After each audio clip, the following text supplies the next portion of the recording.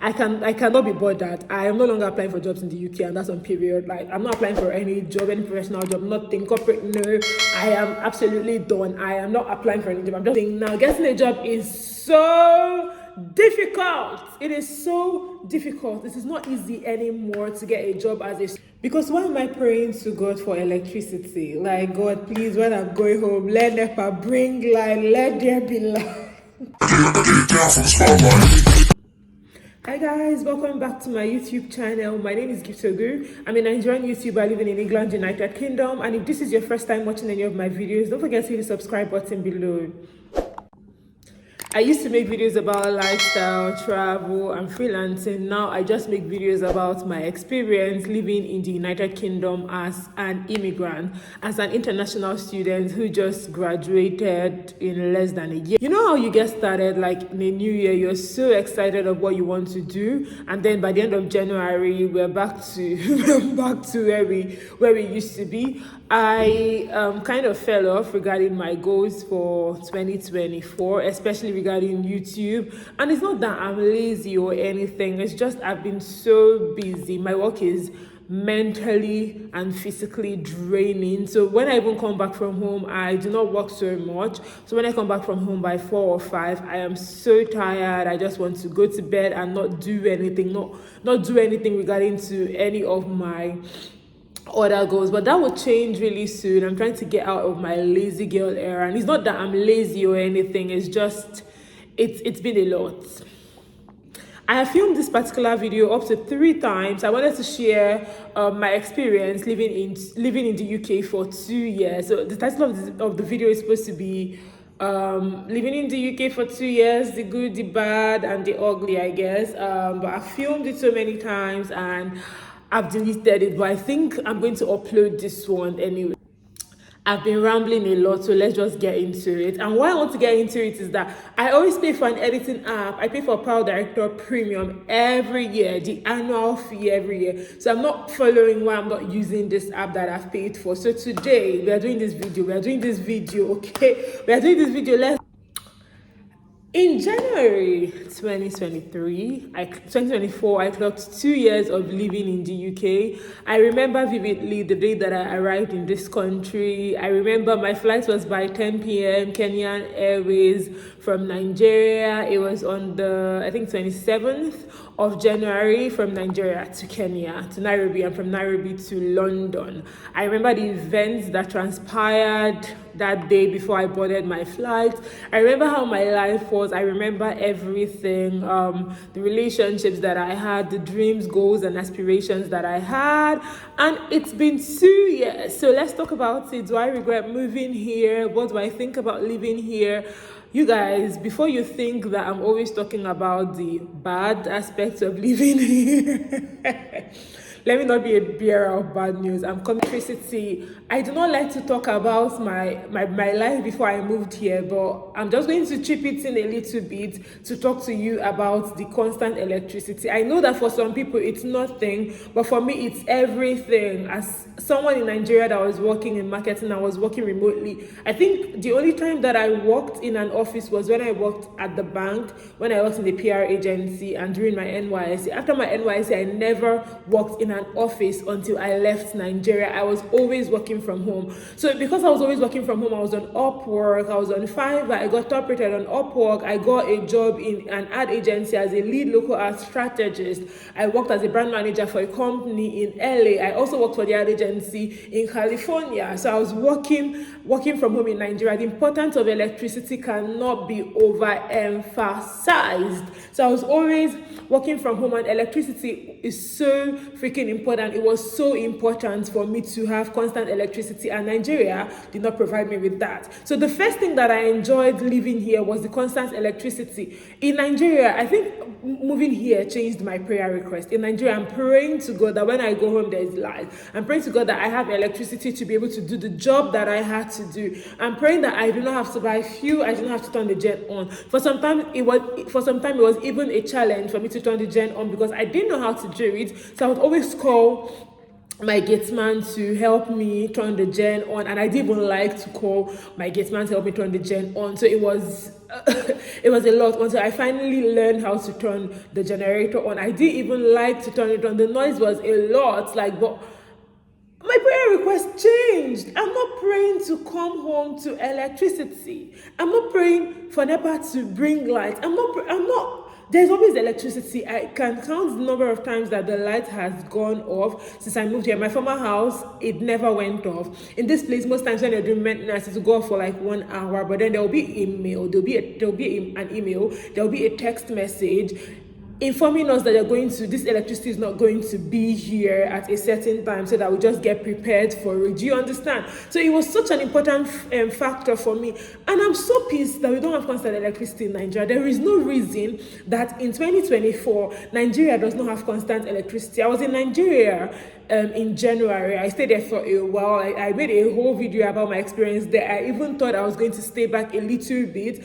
I was like, you know what, maybe I should just stay back and look for jobs and all of that. And my dear, I had to go. It did not work out for me. I had to come back to the United Kingdom. Explain to me why Nigeria is supplying electricity to neighboring African countries and we do not have constant electricity.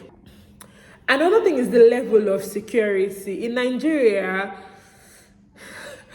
I don't want to even talk about that. And to be honest, I'm not saying that the United Kingdom is extremely safe and they don't have any crime rate.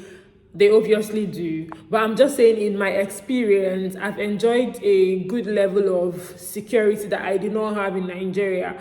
I used to live somewhere around Yaba. I'm not going to mention exactly where I used to live. I do not like to mention where I used to live, do you understand? Even now that I'm here, I don't think I've ever mentioned the city that I live in, you know. I don't like to mention exactly where I live, except you are close to me, so you'd know. But then I used to live somewhere around Yaba. And where I live, my compound was very secure, but the street and everything, to go and buy suya on the street, I have to leave my phone inside because anything can happen.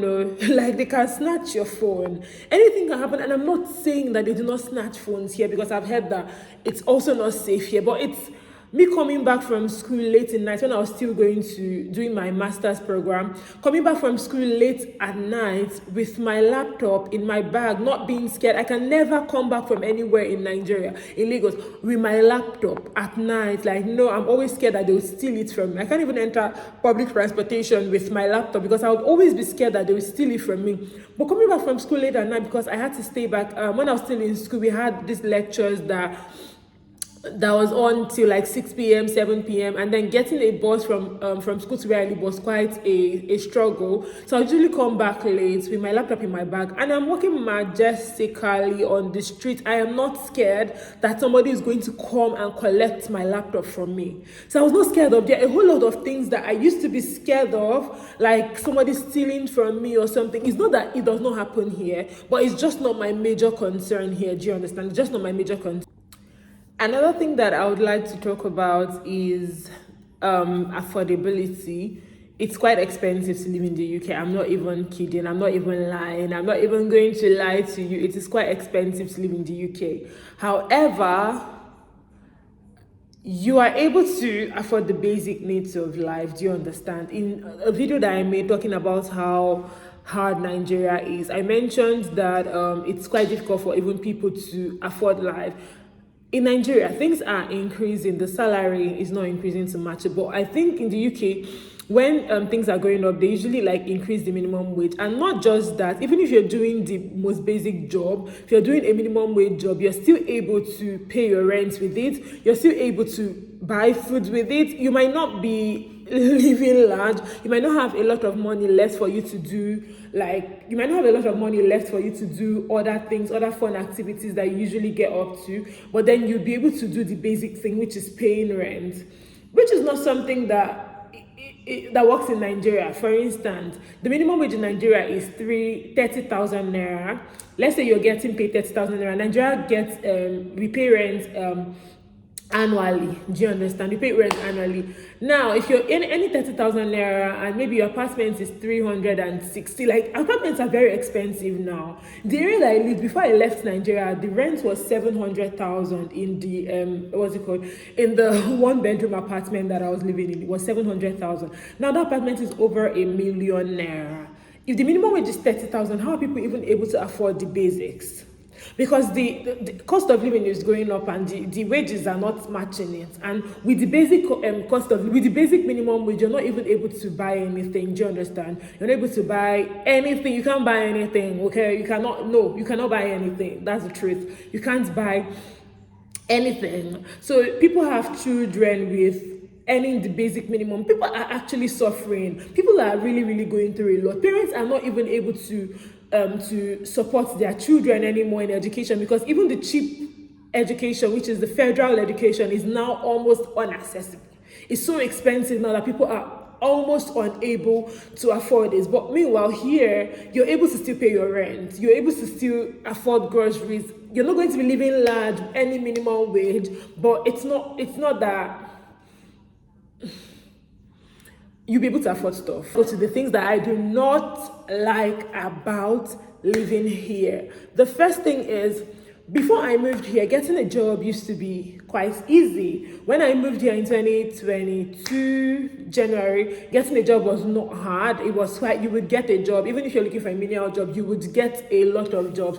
Now, the story is not the same thing. If you're coming to the UK, thinking of how to, like, even when I moved, it was even possible to work and pay your school fees. What students do is when you come in January, you get to work, you work and study, do your 20 hours. Then I think from April, we go on holiday, the long you're able to do an insane number of hours and you would get the job to do. It is not the same thing now. Getting a job is so difficult. It is so difficult. It is not easy anymore to get a job as a student. First of all, to get a survival job, a menial job, a part-time job as a student, it is extremely difficult now.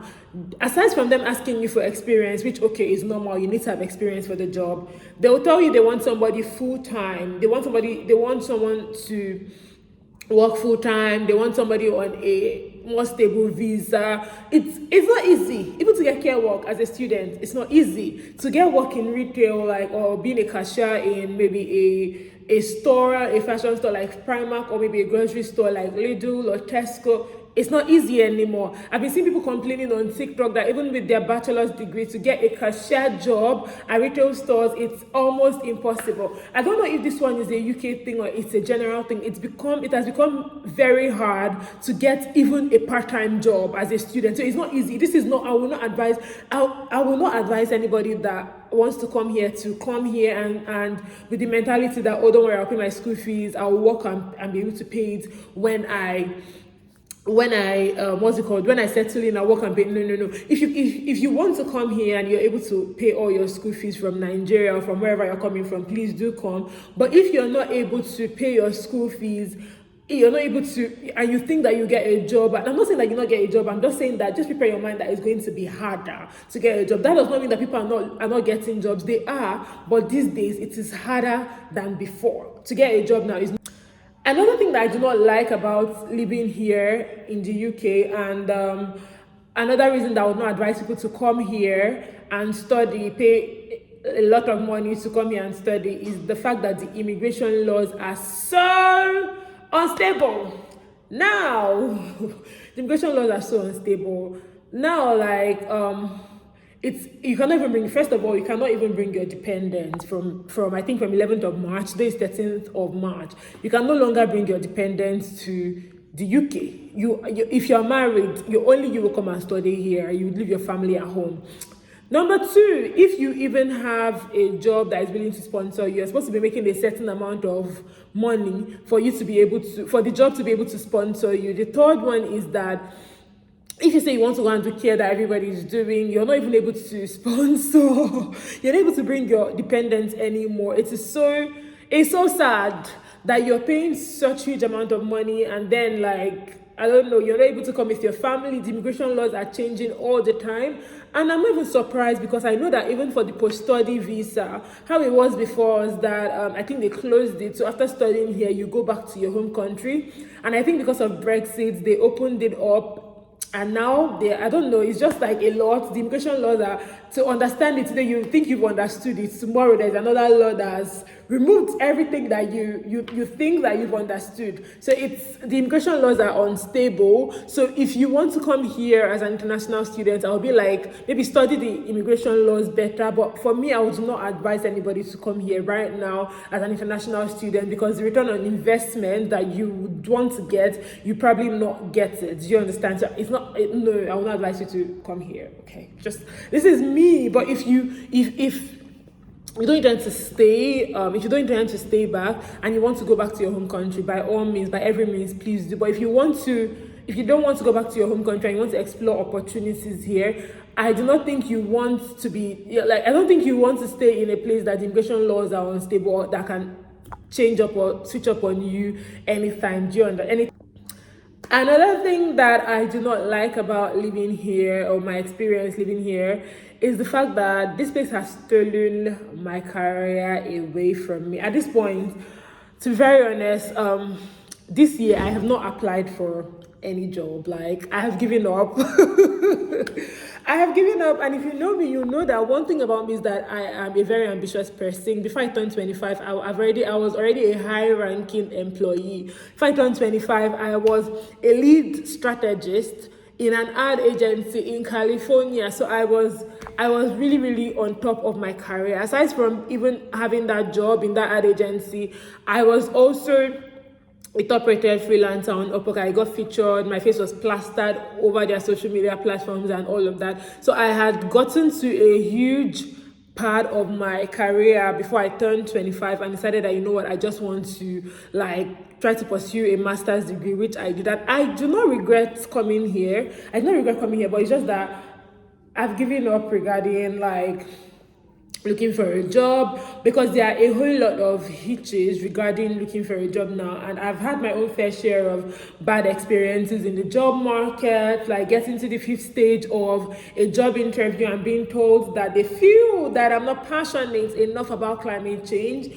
also stealing my campaign ideas that I actually gave them, and my strategy ideas that I gave them in the interview. But then I made a video about it. I didn't call out the company, but my mom was like, oh, I shouldn't call the company out. Actually, we know Nigerian mothers, God will take care of it. God will give me another job, blah blah blah blah blah blah.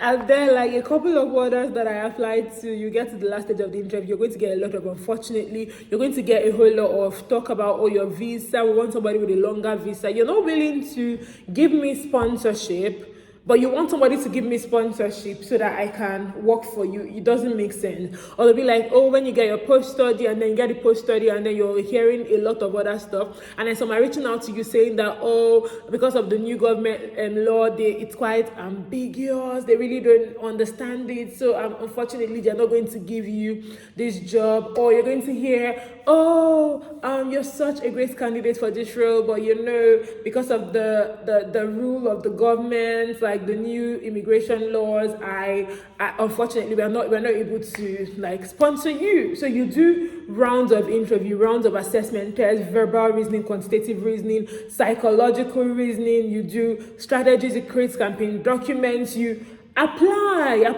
applications. It's a full-time job. You apply and apply and apply and apply, and then you get a ton of, unfortunately, oh, you're so good for the job, but the visa. Oh, you're so good for the job, but your visa. Oh, you're so good for the job, but the government, the new immigration law, the visa, please, like, I am no longer applying for jobs in the UK. And I know that it sounds somehow, but honestly, like I cannot be bothered. I am no longer applying for jobs in the UK, and that's on period. Like, I'm not applying for any job, any professional job, nothing corporate. No, I am absolutely done. I am not applying for any job. I'm just doing the job that I have. Call me unambitious, but you understand why really soon, okay? But as for me right now, I have removed I don't come up my mind for anything with concern applying for jobs in the UK. Like, I do not care at this point. Like, I'm not interested anymore. Like, okay, I'm not interested in apply for a professional job here in this UK anymore. So I'm just going to do the job that I have. I will complain about it, obviously, like complain about it every 3 business days because it's mentally and physically stressful. But then for me to apply for a job in this UK, I am not doing anymore.